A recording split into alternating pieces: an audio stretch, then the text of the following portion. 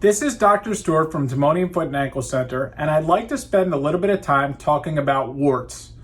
The word warts just tends to really freak people out. They think it's a hygiene thing, they think it's a dirty thing, but warts are a common virus. They live on our skin when there is a crack in our skin, and they invade our skin, and they cause these lesions typically on the bottom of the foot. That's why they're called plantar warts. Plantar means the bottom of the foot. But they can occur on the sides of the foot. Sometimes they can occur on the top of the foot. Sometimes they can occur on the ankles. But they commonly occur on the plantar or bottom of the foot.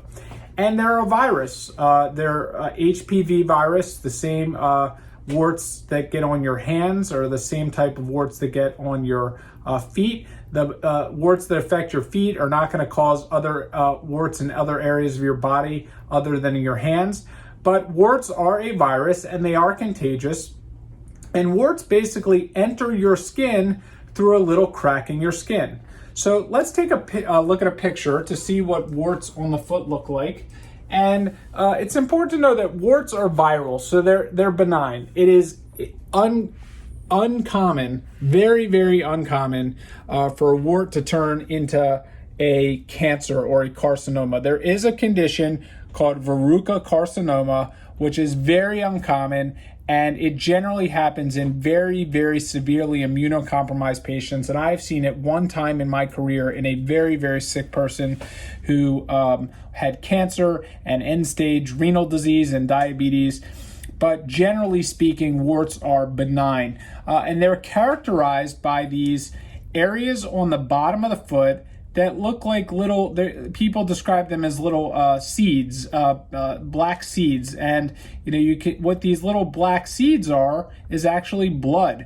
And you can see the skin lines in the foot, which are normal. And when you have a wart, the virus actually pushes away the normal skin lines. So you can see skin lines, skin lines, skin lines, and you get elimination of these skin lines. So warts are characterized by these thickened skin.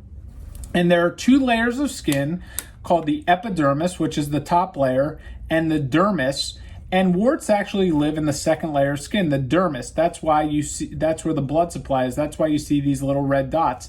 And the reason that warts tend to hurt, they don't always hurt, but they tend to hurt because they're in the dermal tissue layer. And the dermal tissue layer is where the nerves are. And as you can see in this patient, they're widespread. They're here, they're there, they're there, they're there, they're there, they're everywhere. And warts have a tendency to spread. And they can become painful, and in very rare cases can they become infected. But it's important that when you have a wart, you want to try to treat a wart so they don't, to A, reduce your pain, and B, to reduce the spread of the warts. I've had patients through the years that have come in with an entire wart covered foot, or an entire wart covered pair of feet, meaning that both of their feet are covered in warts. And we can get rid of warts. It is very, very rare that we do not get rid of warts, but it's very important for patients to know that warts have an unpredictable time frame. And this is what I tell patients when they come in. Entering a treatment for a wart is like entering a relationship or a marriage, and you have to be committed to it. And essentially, your job is to treat the wart at home the way I instruct you to treat it, and my job is to have you come into the office and we will treat the wart in the office. And the way we treat warts in the office is we shave down the skin with a blade, and it generally it's little pain. And we treat children all the time for these, and the anxiety of this is much, much worse than the actual treatment itself.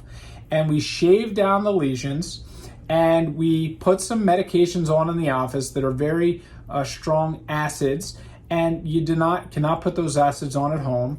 And we have you come back, generally speaking, every 2 weeks. And the reason warts require so much attention and treatment is because our bodies have a hard time recognizing a wart. And what we're doing by putting acids on these lesions and shaving them down is we're actually creating trauma. A common treatment for that people read on the internet about warts is actually to put duct tape on a wart. And when I ask people why you put duct tape on a wart, a common response is because you're trying to smother it and prevent it from getting oxygen. Well, we breathe in oxygen through our mouth, so we're not preventing it from getting oxygen.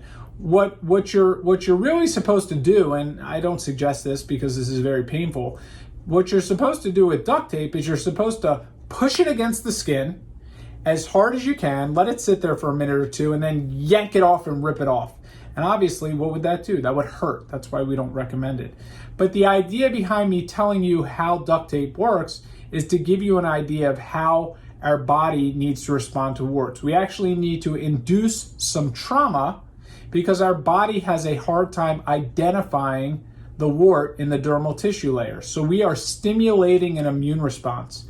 And by patients coming in and us putting this higher powered type of acids on, we actually are able to eliminate the warts. And it's very neat to see that, warts will be there, and then boom, they're gone.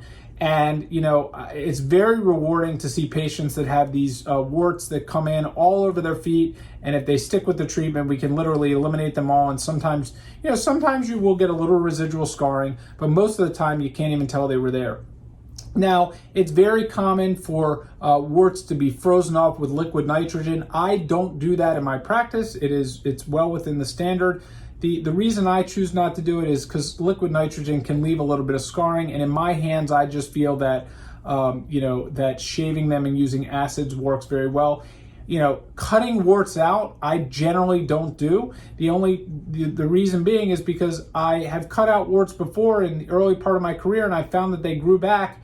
And 9 times out of 10, if I just shave them down and put the acids on, they will eliminate much more effectively. And again, when you cut out a wart, you run the risk of 2 things: the wart coming back, which I've seen it happen multiple times, which is why I don't do it anymore. And the other thing you run the risk of, again, is you're creating a scar on a weight-bearing surface. So when you cut something out on a weight-bearing surface, you have to worry about exposure to infection. You have to make sure that the patient is offloading that area appropriately to allow it to heal. And you can also run the risk of getting a painful scar. So, although the treatment for warts can sometimes be time consuming, meaning that it can take several visits and it is some work at home, it is generally the most successful way to get rid of a wart.